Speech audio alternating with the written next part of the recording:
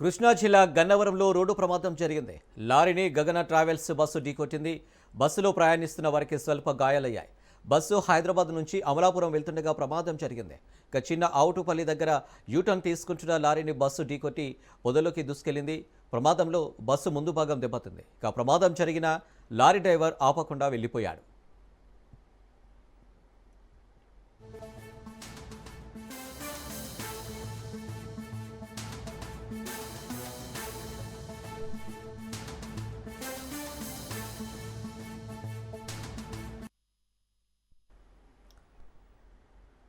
కృష్ణా జిల్లా గన్నవరంలో రోడ్డు ప్రమాదం జరిగింది.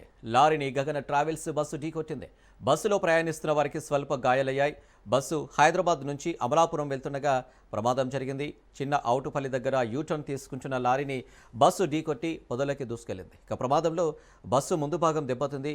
ప్రమాదం జరిగిన లారీ డ్రైవర్ మాత్రం ఆపకుండా వెళ్లిపోయాడు.